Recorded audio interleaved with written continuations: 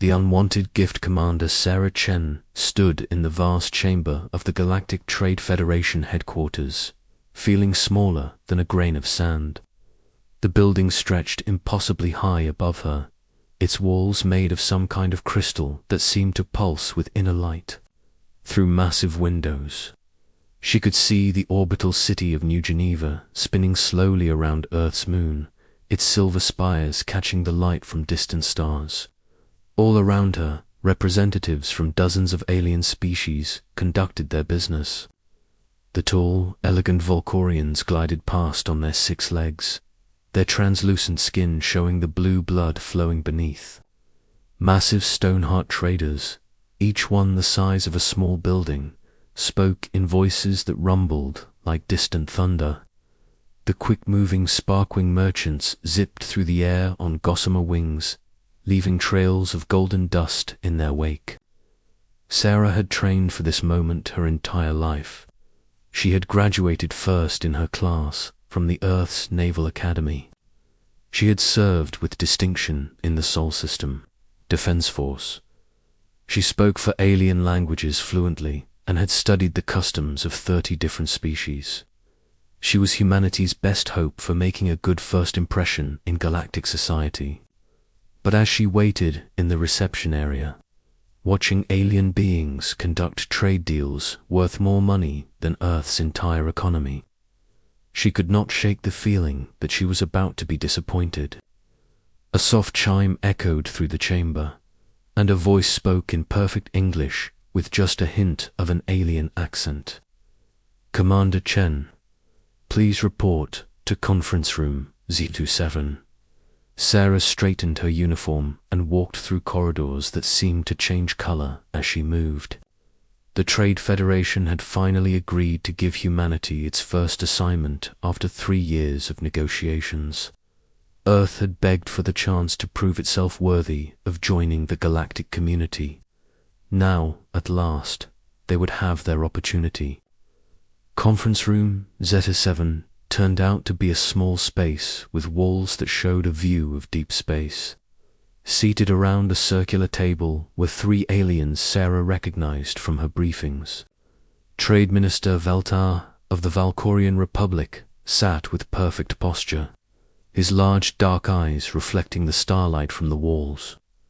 Beside him, Construction Supervisor Granite Hubilds represented the Stoneheart Collective, his rocky features arranged in what might have been a smile. The third figure floated slightly above his chair, surrounded by a soft blue glow.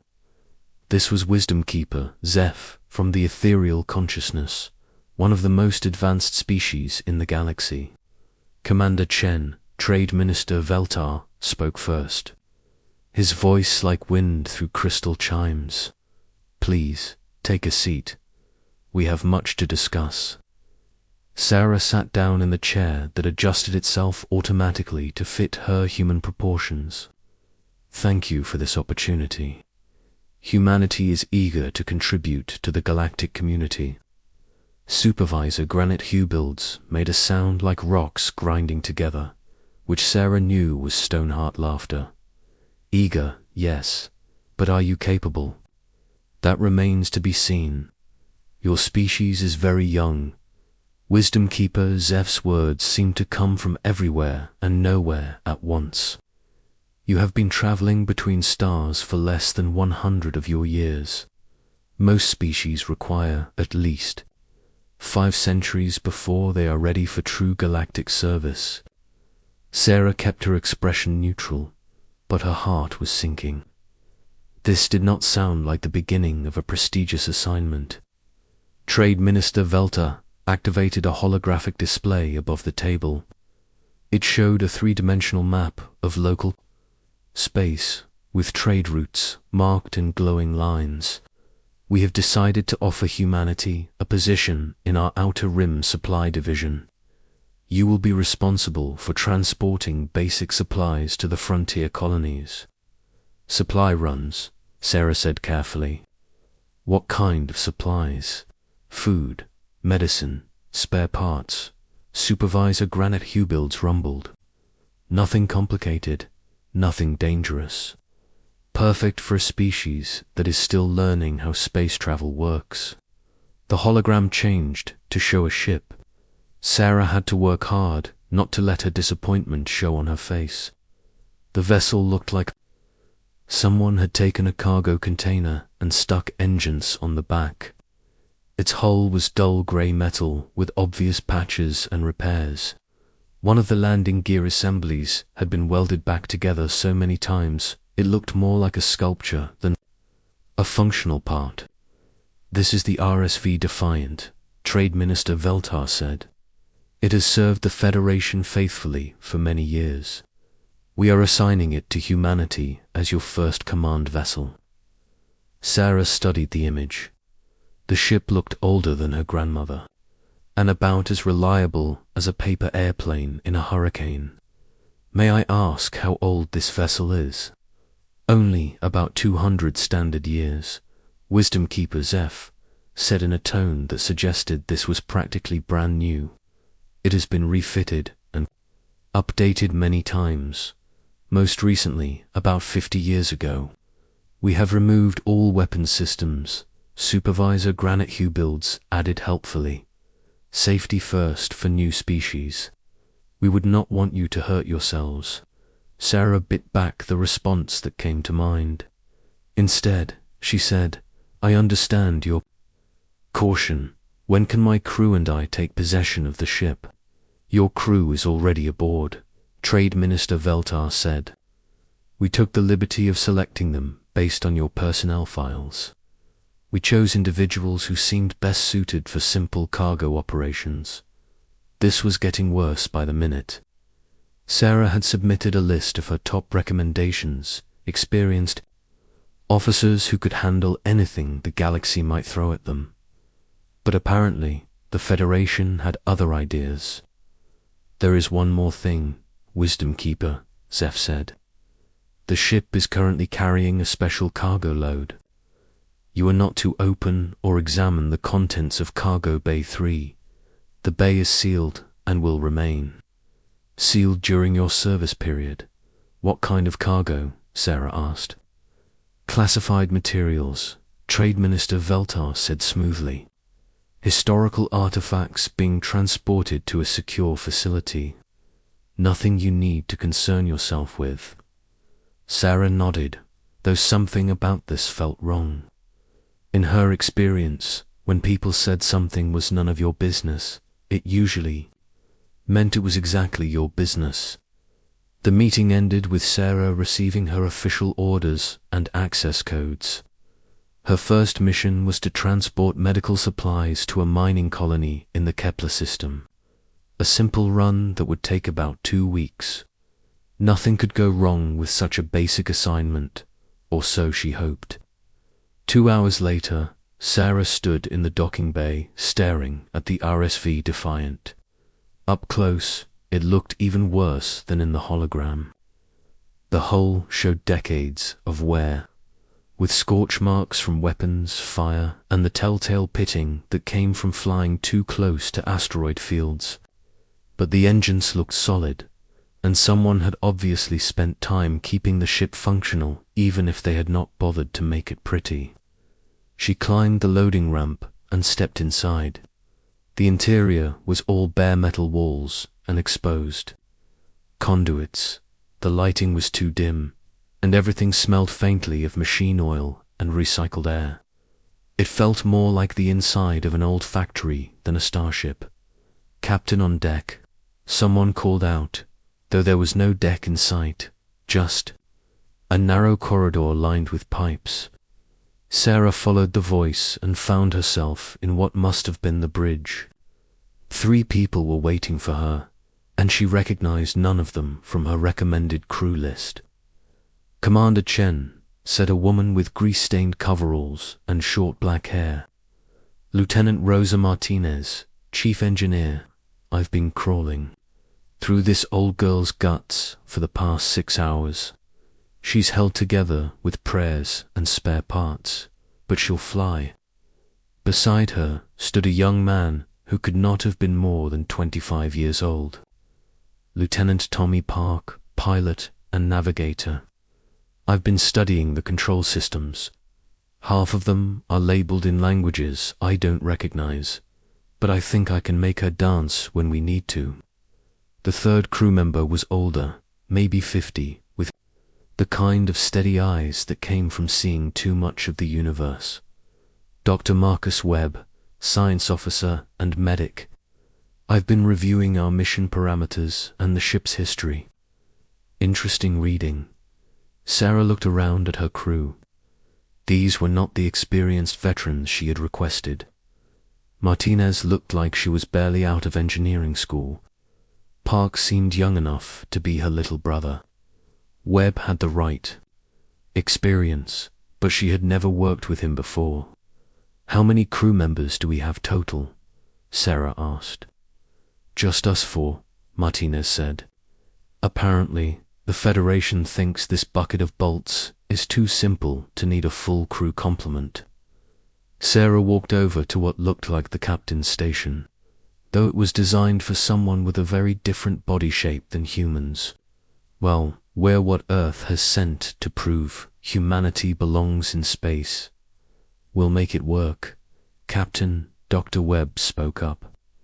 I've been running scans of the ship, and there's something odd about Cargo Bay 3. The readings are strange. Strange how? The bay is shielded against sensors, but I'm picking up energy readings that don't match anything in my database. Whatever is in there, it's drawing power from the ship's systems. Sarah remembered the Federation's warning about the sealed cargo bay. We're not supposed to open it. Classified materials. I know, Webb said. But the power drain is significant. If whatever is in there starts pulling more energy, it could affect our life support or propulsion systems. Park looked up from the pilot station. Speaking of propulsion, I've figured out how to get us moving. The good news is that all the basic systems work. The bad news is that our top speed is about half what a modern ship can do, and our weapons. Sarah asked, though she already knew the answer. Martinez snorted. What weapons? They stripped everything. We've got maybe 3 emergency flares and a really bright spotlight. Sarah sat down in the captain's chair and looked around at her new command. It was not the sleek Federation cruiser she had dreamed of commanding. It was not going to win any battles or explore strange new worlds. But it was hers, and her crew seemed competent despite their youth. All right, people, she said. I know this isn't what any of us expected, but we're representing all of humanity out here. Let's show the galaxy what humans can do when they put their minds to it. What's our first move, Captain? Park asked. Sarah pulled up their mission orders on her personal datapad. We load the medical supplies and head for the Kepler system. Simple cargo run. Nothing complicated. As if the universe wanted to prove her wrong, an alarm started beeping on Dr. Webb's station. Captain, he said, his voice tight with concern. I'm getting some very unusual readings from Cargo Bay 3. Whatever's in there just woke up. Sarah felt a chill run down her spine. Woke up? What do you mean, woke up? The energy signatures just spiked. It's almost like something that was dormant just became active. Webb's hands flew over his controls. Captain, there are definitely life signs in that cargo bay. Multiple life signs. That's impossible, Martinez said. The Federation said. It was historical artifacts. Sarah stood up from the captain's chair. She had a feeling their simple cargo run was about to become a lot more complicated. Dr. Webb, keep monitoring those readings. Martinez, get us ready for departure. Park, plot a course for the Kepler system. What about the cargo bay? Webb asked. Sarah looked toward the rear of the ship, where Cargo Bay 3 was located. Whatever was in there, the Federation clearly did not want her to know about it. But as captain of this ship, The safety of her crew was her responsibility. "We'll deal with that when we have to," she said. "Right now, we have a job to do. Let's prove that humans can handle anything the galaxy throws at us." But as the RSV Defiant prepared for its first mission under human command, Sarah could not shake the feeling that they were about to discover something that would change everything. The energy readings from the sealed cargo bay continued to climb, and whatever was in there was definitely alive. And it was waking up, the awakening 3 days into their journey to the Kepler system. The RSV Defiant was cruising through deep space when Lieutenant Park picked up the distress signal. "Captain, I'm getting multiple emergency broadcasts from the outer edge of the Kepler system," Park called out from his station. "It sounds bad."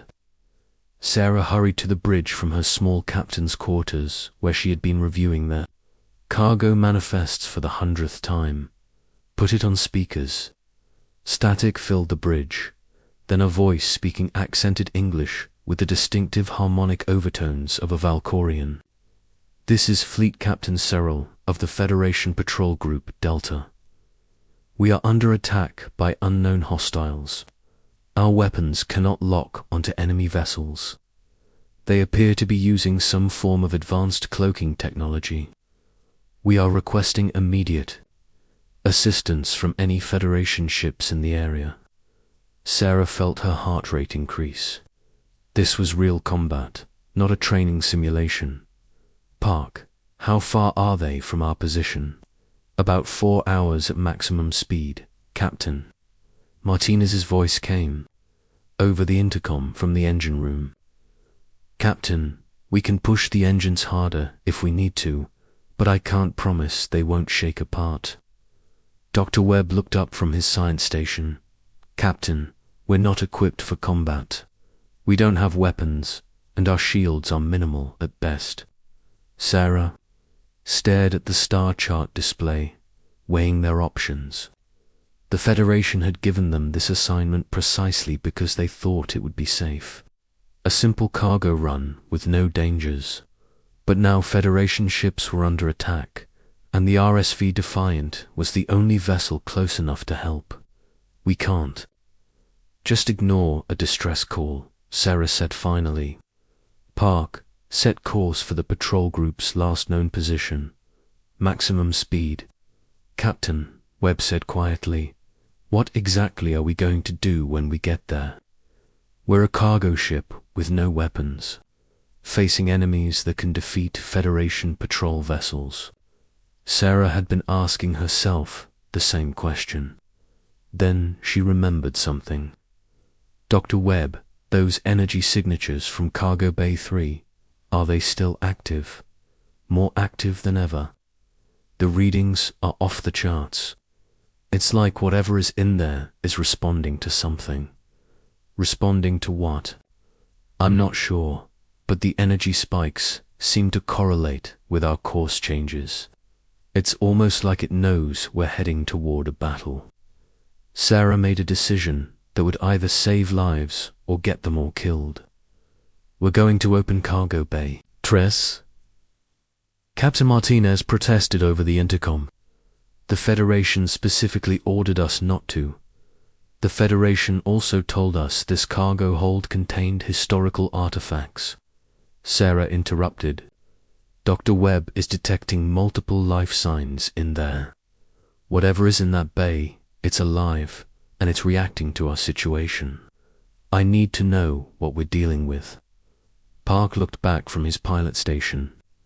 "Captain, we're getting close to the battle zone. I'm picking up weapons, fire, and debris on the long-range sensors." "Dr. Webb, you're with me. Martinez, monitor our engines and be ready for anything. Park, hold position at the edge of the combat zone until we know what we're dealing with." Sarah and Webb made their way through the narrow corridors to the rear of the ship. Cargo Bay 3 was behind a heavy metal door marked with warning signs in 6 different languages. Sarah punched in her captain's override code, and the door slid open with a grinding sound. The cargo bay was dark except for a soft blue glow coming from dozens of cylindrical containers arranged in neat rows. Each container was about the size of a coffin and hummed with energy. Status displays on each one showed life support readings. "My God," Webb whispered. "They're cryosleep pods." Sarah approached the nearest pod and looked through the transparent aluminum window. Inside was a human face, peaceful in suspended animation. A nameplate on the pod read Colonel Jack Harrison, Earth Defense Force, 2150, Sechi 2157. Sarah checked the date on her wrist display. That's over 80 years ago. Webb was scanning the other pods with his portable sensor unit. "Captain, there are 47 pods in here, all containing humans. According to these readings, they've been in cryosleep for approximately 83 years. Sarah moved from pod to pod, reading the nameplates. Colonel Harrison, General Patricia Croce, Admiral Chunway, Commander Sarah's own great-uncle, David Chen. These were names from Earth's history books. Veterans of the Titan War, the last great conflict before humanity developed faster-than-light travel. They're soldiers, Sarah said. Military officers from Earth's Defense Force during the colonial period. Webb nodded grimly. The bio suggests they're all combat veterans. These people fought in some of the bloodiest battles in human history. An alarm started beeping on Webb's scanner. "Captain, the cryosystems are initiating revival sequences. These pods are waking them up. Can you stop it?" "I don't think so. It's like the pods are responding to some external trigger. The energy signatures I've been tracking are actually coming from these systems detecting a combat situation." Park's voice crackled over the intercom. "Captain, you need to get back to the bridge. The battle situation is getting worse, and I'm picking up something else on our sensors." Sarah took one last look at the cryopods, several of which were now glowing brighter as their revival sequences activated. "Dr. Webb, monitor the awakening process. Let me know the moment any of them are conscious." Back on the bridge, Sarah could see the battle on their main display screen. 3 Federation patrol ships were engaged with 6 enemy vessels, unlike anything in the databases. The hostile ships were long and dark, with angular hulls that seemed to bend light around them. They would appear out of nowhere, fire devastating energy beams, then vanish before the Federation ships could return fire. "Those cloaking systems are incredible," Park said. "Our sensors can barely detect them even when they're firing." Martinez's voice came over the intercom. "Captain, the power drain from the cargo bay is increasing. Whatever's happening down there is pulling a lot of energy from our main systems." Sarah watched as one of the Federation patrol ships took a direct hit and began spinning out of control. Atmosphere venting from multiple hull breaches. "Can we get close enough to rescue survivors?"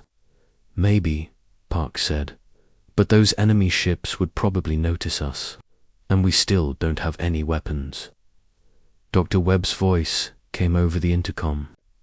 From the cargo bay, "Captain, the first pods are opening. I've got 3 people awake and more coming out of cryosleep every minute." "Are they coherent?"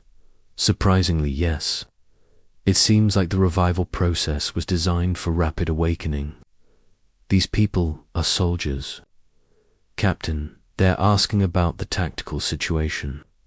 Sarah felt a strange idea forming. "Dr. Webb, can you bring the senior officers to the bridge? I want to talk to them." 5 minutes later, Sarah found herself face to face with people from Earth's past. Colonel Jack Harrison was a tall man with gray hair and the kind of steady eyes that came from years of combat command. General Patricia Cross was smaller, but carried herself with unmistakable authority. Admiral Chenwei, her great-uncle, looked remarkably like her own father. "Commander Chen," Admiral Chen said in a voice that was still rough from cryosleep, "Dr. Webb has briefed us on the situation. You're facing an enemy with superior technology, and you have no weapons." "That's correct, sir. The Federation removed all weapons from our ship." Colonel Harrison was studying the tactical display. "Show us the enemy attack patterns." Sarah pulled up the recordings of the battle. The three veterans watched in silence. As the cloaked ships appeared and disappeared, always striking from unexpected angles. "Interesting," General Cross said. "They're using the same tactics the Centauri pirates used during the Titan War. Hit and run. Never stay visible long enough for return fire." "How did you defeat the Centauri pirates?" Sarah asked. Admiral Chen smiled grimly. "We cheated. We used their own tactics against them and turned our weaknesses into strengths." "But sir, we don't have any weapons." "You don't need weapons to win a battle, Commander. You need strategy." Admiral Chen turned to the tactical display. "This ship may look like junk, but it has something those Federation patrol boats don't have." "What's that?" "Human crew members. And now it has something else. Human soldiers who learned how to fight impossible odds and win." Colonel Harrison was examining the ship's sensor readings. "These cloaked ships are using a lot of energy to stay invisible. That energy has to go somewhere." "Heat dissipation," General Cross said. "They're probably venting excess energy as waste heat." "Can our sensors detect heat signatures?" Admiral Chen asked. Park nodded from the pilot station. "Yes, but the range is limited." "Then we get close," Harrison said. "Close enough to detect their heat signatures even when they're cloaked." Sarah stared at the three officers. "You want us to fly directly into a battle zone with no weapons and no shields?" "Not just fly into it," General Cross said with a grin. "We're going to end it." "Dr. Webb," Admiral Chen called over the intercom, "how many of our people are awake?" 17 so far, with more coming online every few minutes. "Send them to the cargo bays and engineering sections. We're going to turn this cargo ship into something the enemy has never seen before." Sarah watched in amazement as the three officers began coordinating with her crew. Within minutes, they had developed a plan that was either brilliant or completely insane. "Martinez," Admiral Chen called over the intercom, "we need you to reroute power from life support to the sensor array. We're going to overclock the sensors beyond their normal limits, sir. That could burn out our entire sensor system." "That's a risk we'll have to take." "Park, I need you to fly us directly into the enemy formation. Stay close to the Federation ships, but don't let the enemy get a clean shot at us." "How am I supposed to do that without shields or weapons?" Colonel Harrison clapped the young pilot on the shoulder. "By being unpredictable. Fly like your life depends on it, because it does." The awakened soldiers worked throughout the ship, turning cargo containers into improvised armor plating and rigging the ship's industrial equipment into makeshift weapons systems. They could not match the firepower of the enemy ships, but they could level the playing field in other ways. "Captain," Dr. Webb called from the cargo bay, "I've got 31 people awake now. They're asking if you want them to take over command of the ship." Sarah looked at Admiral Chen, who shook his head. "This is your ship, Commander. We're just advisors. The final decisions are yours." Sarah felt the weight of command settle on her shoulders. She had dreamed of commanding a Federation starship, but not like this.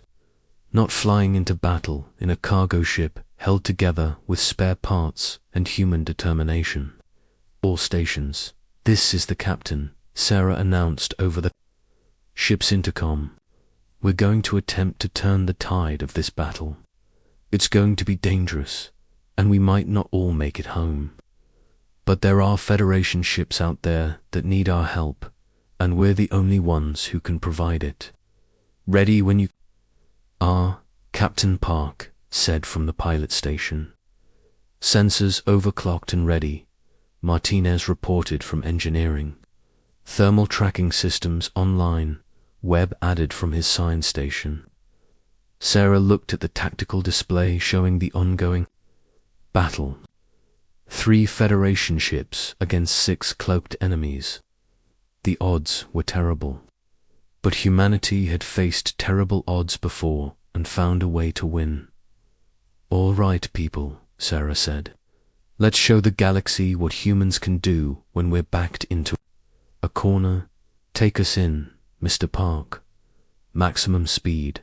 The RSV Defiant, cargo ship turned improvised warship, accelerated toward the battle that would determine not just the fate of the Federation patrol ships, but humanity's place in the galactic community.